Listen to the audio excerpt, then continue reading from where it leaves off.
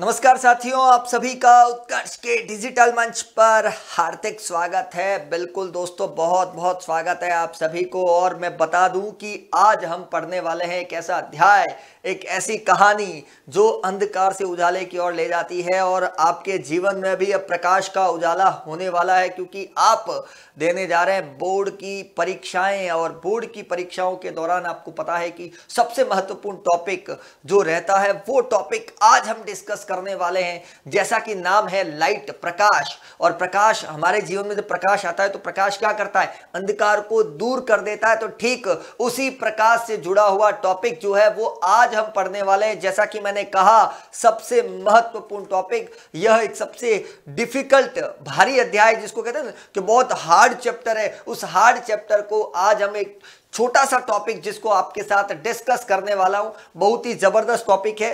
तो इस टॉपिक को पढ़ने से पहले फटाफट से जितने विद्यार्थी हैं वो धड़ाधड़ से क्लास को शेयर कर दीजिए, लगातार शेयर करें। फटाफट अपने दोस्तों को बता दो भाई कि किस तरह का यह प्रकाश अध्याय अगर पढ़ना है तो देखिए, सबसे पहले प्रकाश की किरण।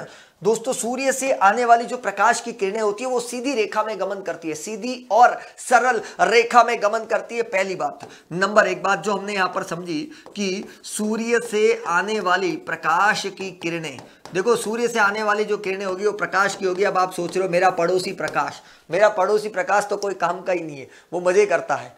तो यहां पर उस प्रकाश की बात नहीं कर रहे, वो उजाला नहीं फैला सकता। तो यहां पर कौन सा प्रकाश है? आपका जो क्लास का टॉपर है उस प्रकाश की बात कर रहे हैं? नहीं, यहां पर हम बात कर रहे हैं सूर्य से आने वाली प्रकाश की किरणें। सूर्य से आने वाली प्रकाश की किरणें सीधी व सरल रेखा में गमन करती है। बिल्कुल साथियों, सूर्य से आने वाली प्रकाश की किरणें सीधी, बिल्कुल सीधी व सरल रेखा में गमन करती है। पहली बात। तो आपने जो टॉपिक देखा प्रकाश की किरण, तो यहां से निकलकर बात आ गई सीधी रेखा में गमन करती है और सरल रेखा में गमन करती है। एक बात बिल्कुल ठीक। अब ये सीधी और सरल रेखा में गमन तो करती है, जाती तो है, पर इससे संबंधित इस प्रकृति में बहुत सारी घटनाएं होती है। अरे ऐसी क्या घटनाएं होती है भाई, क्या घटनाएं होती है? तो सबसे पहला विषय यहां पर निकल कर आता है छाया। और इसी छाया को हम बोलते हैं प्रतिबिंब। क्या बोलते हैं? प्रतिबिंब। ये हम छाया को बोलते हैं। छाया मतलब होती है प्रतिबिंब। प्रतिबिंब का मतलब होता है कि वस्तु की अपने ही समान एक परछाई, जिसको हम बोलते हैं प्रतिबिंब। ये छाया क्या है? ये एक प्रकार की परछाई है, एक इमेज है। परछाई जिसको हम क्या बोल सकते हैं? इमेज। आपको एक फोटोकॉपी दिखाई दे रही है, एक व्यक्ति खड़ा है, उसकी एक इमेज आपको यहां पर दिखाई दे रही है, उसको अपन कहते हैं छाया या प्रतिबिंब या परछाई। बिल्कुल ठीक। अब मैं जो टॉपिक पढ़ाने वाला था, जो मैंने कहा था सबसे महत्वपूर्ण टॉपिक है, वो टॉपिक है दोस्तों परावर्तन। दो प्रकार की घटनाएं होती है, परावर्तन की घटना और अपवर्तन की घटना। दोनों में रात और दिन का अंतर है। तो आज जिस टॉपिक को पढ़ेंगे वो पढ़ेंगे प्रकाश का परावर्तन। क्या पढ़ेंगे? प्रकाश का परावर्तन, रिफ्लेक्शन ऑफ लाइट, ये हम पढ़ने वाले हैं। दोस्तों, रिफ्लेक्शन क्या होता है? ऐसी कई प्रकार की खेल खेल में हम ऐसी घटनाएं करते हैं। मेरे पास में कांच है, एक शीशा है, जब उस पर लाइट गिरती है तो मैं उस शीशे को ऐसा तिरछा विरछा करता हूं, तो सामने खड़ा मेरा मित्र वो कहता है बार बार धूप उसके ऊपर सीधी जा रही है। क्यों? क्योंकि मैं उस कांच के एंगल से, कांच मतलब मिरर, मिरर मतलब शीशा, शीशा मतलब दर्पण। अरे 100 पर्यायवाची शब्द है, आप चिंता मत करो, यहां पर फैक्ट्री है। तो जब उस मिरर पर लाइट गिरती है तो उसका रिफ्लेक्शन जो है, रिफ्लेक्शन मतलब हो गया परावर्तन, वो मेरे मित्र पर जा रहा है, जिसकी वजह से उसके चेहरे पर, उसकी आंखों में सीधी रोशनी जा रही है।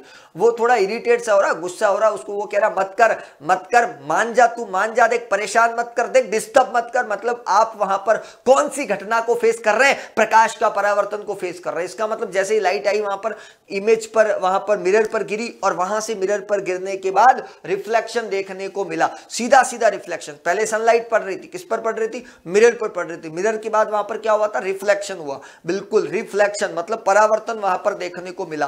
तो जिस टॉपिक को हम पढ़ रहे थे, जैसा कि आप देख रहे हो, ये सूर्य से आने वाली प्रकाश की किरण, यहां से क्या हो चुका है? परावर्तन, और परावर्तन के बाद वो यहां पर चली गई। इसका मतलब एक चीज तय हो गई कि प्रकाश का परावर्तन जो है वो किसको बोलते हैं अपन? कि जब सूर्य से आने वाली प्रकाश की किरणें किसी समतल सतह से टकराती है तो टकराने के बाद उसी माध्यम में लौट जाती है, उसे कहते हैं प्रकाश का परावर्तन। ये पहली बात पढ़ी।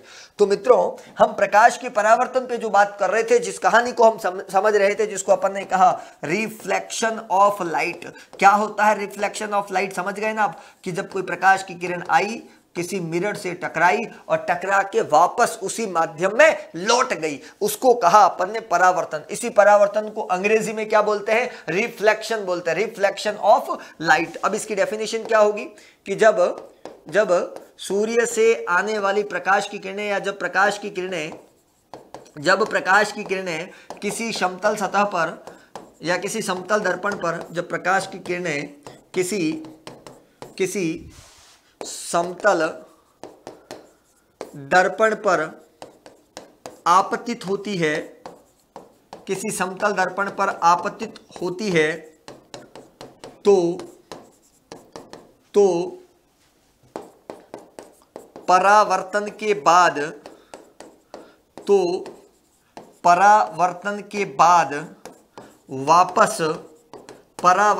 बाद वापस उसी माध्यम में लौट जाती है, उसे कहते हैं प्रकाश का परावर्तन। मतलब आप देख रहे हो कि जब कोई लाइट आई और किसी समतल दर्पण पर आकर गिरी और गिरने के बाद वापस उसी माध्यम में चली गई, उसे हमने कहा प्रकाश का परावर्तन, रिफ्लेक्शन ऑफ लाइट। क्या पढ़ रहे थे अपन? रिफ्लेक्शन ऑफ लाइट, प्रकाश का परावर्तन। परावर्तन मतलब होता है रिफ्लेक्शन। रिफ्लेक्शन मतलब क्या हो? प्रकाश की किरण आई किसी समतल दर्पण पर, देखो मैंने यहां लिखा है समतल दर्पण। समतल दर्पण क्या होता है, इस पर भी हम बात करेंगे, आगे डिटेल में बात करेंगे। अभी हमने कहा इसको, जब प्रकाश की किरण किसी समतल दर्पण पर आपतित होती है तो परावर्तन के बाद वापस उसी माध्यम में चली जाती है, उसी माध्यम में लौट जाती है। एक छोटा सा डायग्राम है जिसके माध्यम से सारी की सारी बातें क्लियर हो गई, सारा का सारा फंडामेंटल आपके हाथ में आ जाएगा। कुछ नहीं करना है, एक समतल दर्पण लेना आपको। इस तरह का हमने समतल दर्पण बनाया, यहां पर हमने चांदी की, सिल्वर की पॉलिश कर दी, क्योंकि उसकी एक सतह पर पॉलिश होती है और दूसरी सतह चिकनी होती है, प्लेन होती है। समझ में आ गई? एक सतह पर हम किसकी पॉलिश करेंगे? रजत पॉलिश करेंगे। रजत मतलब होता है सिल्वर या चांदी की पॉलिश। अब आप सुनिएगा, यहां पर प्रकाश की किरण आ रही है, बिल्कुल साथियों, सूर्य से आ रही है। देखो सीधी सीधी आई, सूर्य से आने वाली प्रकाश की किरण। आने वाली किरण को हम बोलते हैं आपतित किरण। आने वाली किरण को हम क्या बोलते हैं? आपतित किरण। जो प्रकाश की किरण आ रही है, वो है आपतित किरण। बिल्कुल सही बात है, ये आपतित किरण है जो आ रही है। जितने भी विद्यार्थी देख रहे हैं, शेयर फटाफट से। सबसे बढ़िया, सबसे बेहतरीन, सबसे डिफिकल्ट टॉपिक डिस्कस करने जा रहे हैं, मजा आ जाएगा, सब कुछ क्लियर हो जाएगा। तो हमने कहा आपतित किरण, यहां से वो चली गई, बिल्कुल प्रकाश की किरण जा रही है। जाने वाले को हम बोलते हैं परावर्तित किरण। दोस्तों, आने वाले को आपतित किरण और जाने वाले को हमने कहा परावर्तित किरण। क्योंकि परावर्तन के बाद, क्योंकि हमने कहा उसी माध्यम में चली गई, मतलब जिस रास्ते से आई उसी रास्ते पर रवाना हो गई। आप देख रहे हो ये आ रही है और यहां से टकराने के बाद वापस चली गई। मित्रों, आने वाली किरण आपतित किरण, इंग्लिश में कहते हैं इंसिडेंट रे। बिल्कुल ठीक बात है, ये लिखा अपन ने इंसिडेंट रे, ये इसको अपन ने बोला इंसिडेंट रे। ये प्लेन मिरर है, समतल दर्पण जिसको कहते हैं प्लेन मिरर। और ये है मित्रों रिफ्लेक्टेड रे,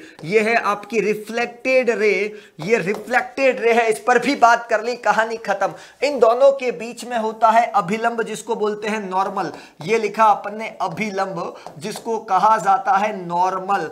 बिल्कुल करेक्ट, ये अभिलंब है जिसको नॉर्मल कहा जाता है, ये नॉर्मल है। अब नॉर्मल मतलब एकदम नॉर्मल है, उसे कोई मतलब नहीं है। आने वाले को आपतित, जाने वाले को परावर्तित, क्योंकि परावर्तन के बाद गई है इसीलिए उसको परावर्तित कहा।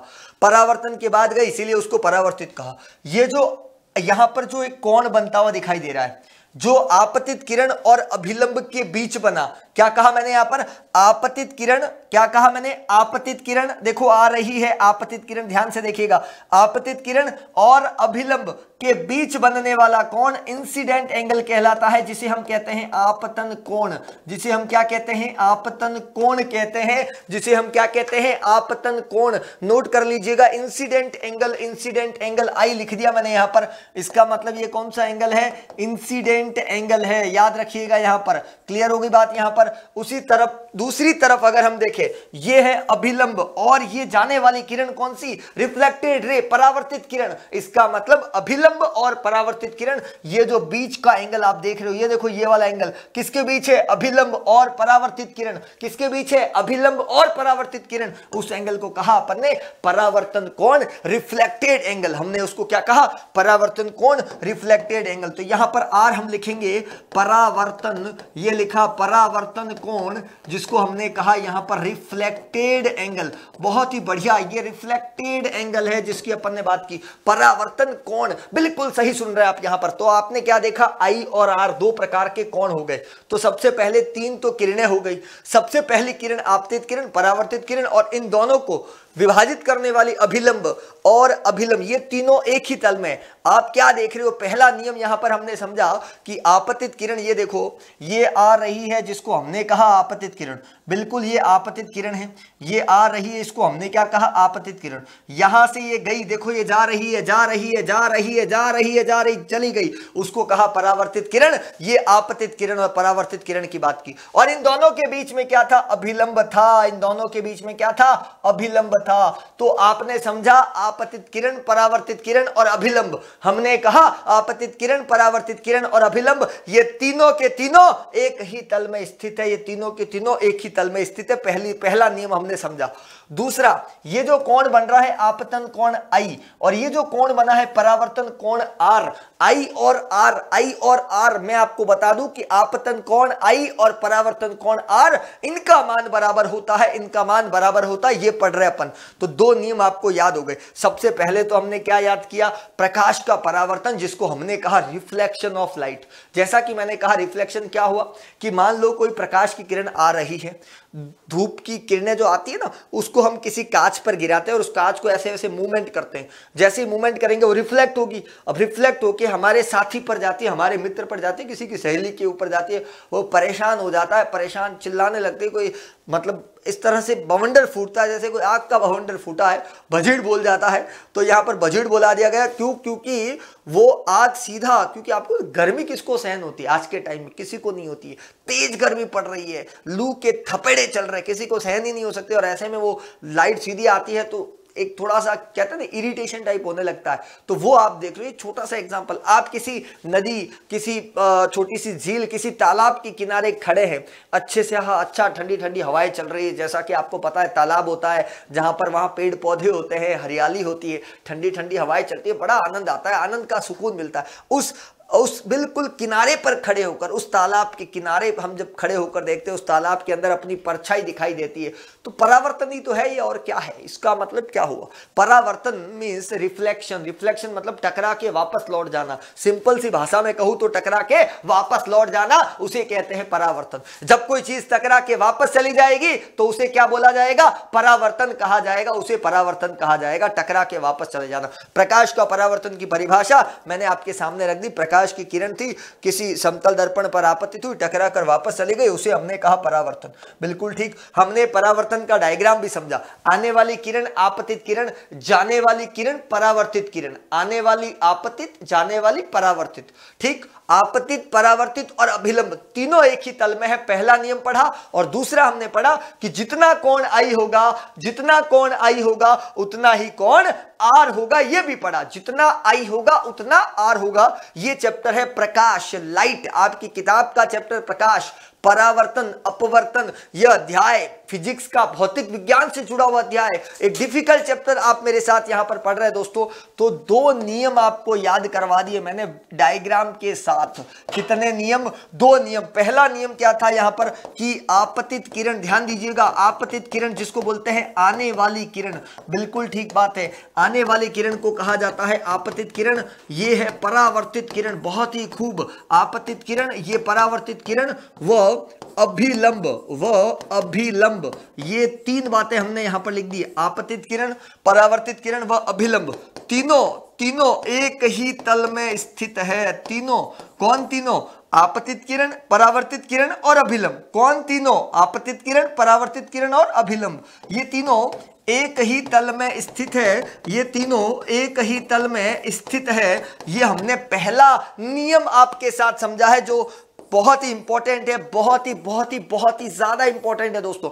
दूसरा यहां पर मैं बता दूं, आपतन कोण, यहां पर हमने कहा आपतन कोण व परावर्तन कोण, आपतन कोण व परावर्तन कोण का मान, हमने कहा साथियों आपतन कोण व परावर्तन कोण का मान जो है वो बराबर होता है, इक्वल होता है। कौन सा मान? हमने कहा आपतन कोण जिसको आई से लिखा जाता है, परावर्तन कोण का मान सदैव बराबर होता है, का मान सदैव बराबर होता है। इसका मतलब कोण आई बराबर कोण आर, ये हमने पढ़ा, कोण आई बराबर कोण आर। इंसिडेंट एंगल और रिफ्लेक्टेड एंगल हमेशा बराबर होंगे। उदाहरण के तौर पर मान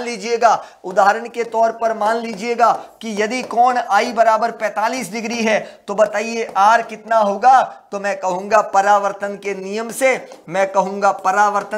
से आई बराबर क्या होता है? आर होता है। इसका मतलब अगर आई 45 है,